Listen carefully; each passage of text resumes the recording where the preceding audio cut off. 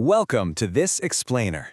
I'm your host, Cake the Calico, and, well, today we're looking at a machine that purrs even louder than I do. Seriously, I'm talking about the absolutely legendary V8 engine. It's loud, it's super powerful, and we're going to see exactly how it works. Let's dig right into the anatomy of a V8. Okay, let's dive right into this. Here's our roadmap for today. First, what is a V8? Second, inside the engine block. Third, the four-stroke cycle. Fourth, why so smooth? Fifth, the iconic V8 sound. And finally, number 6, legacy and the future. Let's hit the road.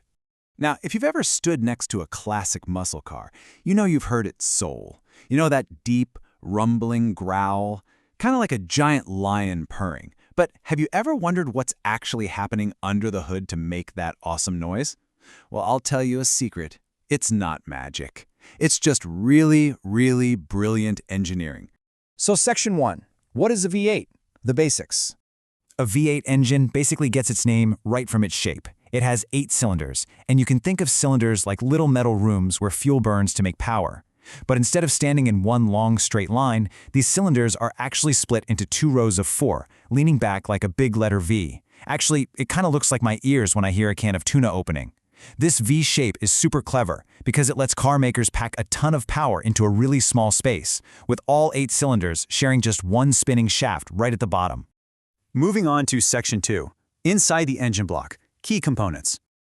Okay, let's peek inside one of those 8 cylinders. Right in the middle, you've got the piston, which is the part that jumps up and down.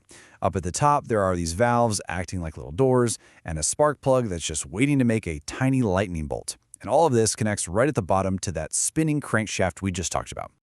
Now, to really get how this works, let's use some cat analogies. The crankshaft? Well, that's like a cat's strong back legs, turning all that up and down jumping energy into forward motion. Then you have the camshaft. It's the conductor, sort of like my brain timing exactly when I should swat a toy. The valves are basically like tiny cat flaps, popping open and closing to let fresh air in and push the exhaust out. And the pistons? Oh, they are just like my paws when I'm making biscuits. You know, pushing up and down over and over again to squeeze all that air and fuel. Section 3. The four-stroke cycle. The mechanical ballet. Believe it or not, this cycle happens literally thousands of times a minute. Step 1 is intake. The piston goes down and sucks in air and fuel, just like me taking a big, deep sniff of dinner. Step 2 is compression. The piston pushes back up and squeezes it all super tight, kind of like a cat crouching down getting ready. Step 3 is power. The spark plug fires and boom, it pushes the piston down incredibly hard, exactly like a cat pouncing on a toy. And finally, step 4 is exhaust. The piston pushes the leftover smoke out, like breathing out a big sigh. So it's sniff, squeeze, pounce, sigh, over and over again.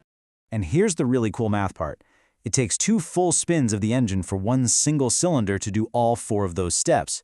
But since we have 8 cylinders all taking turns, there's a pounce or a power stroke happening every quarter turn. Because they fire one right after another, there's literally never a moment without power. It is exactly like having the zoomies, but they never ever stop. All right, Section 4. Why so smooth? Balancing the forces. Let's think about how the V8 stacks up against other engines. A 4-cylinder engine is small and great for saving gas, right? Kind of like a little house cat. A V12, on the other hand, is huge and absolutely incredibly powerful, like a giant cheetah, but wow, it uses a lot of fuel. The V8, though, it sits right in the perfect sweet spot. It gives you the awesome power of a tiger for muscle cars without being completely overly complicated to build. But the real secret to the V8's legendary smoothness is the crankshaft. Now, supercars often use what's called a flat plane design, which is super light and revs really fast. But those classic muscle cars, they use a cross-plane V8. The connections are offset by 90 degrees, and it uses these heavy metal counterweights. So when a piston pushes down hard, a counterweight spins to balance it out perfectly. It's exactly like how I use my tail to balance perfectly when I'm carefully walking across a narrow fence. Which brings us to Section 5. The iconic V8 sound, a mechanical symphony. So, because of that cross-plane design we just talked about, the cylinders don't actually fire in a perfect left-right pattern. Sometimes 2 fire on the same side, one right after the other. And as BBC Science Focus points out, every time a cylinder exhausts its gas, it shoots a pulse of air down the pipe. Because of that irregular timing, these pulses bunch together and then spread apart. The exhaust pipe literally becomes a giant brass instrument. That's what plays that deep, throbbing purr that makes a V8 sound so incredibly cool. Section 6. Legacy and the Future. Evolution of the V8. You know, the V8 has had an amazing 9 lives. Way back in the early 1900s, it was actually originally designed for airplanes. Crazy, right? Then in 1932, Ford made a V8 that everyday people could actually afford. Fast forward to the 1950s, families were driving these big, heavy cars on the brand new highways, and they needed big V8s just to cruise.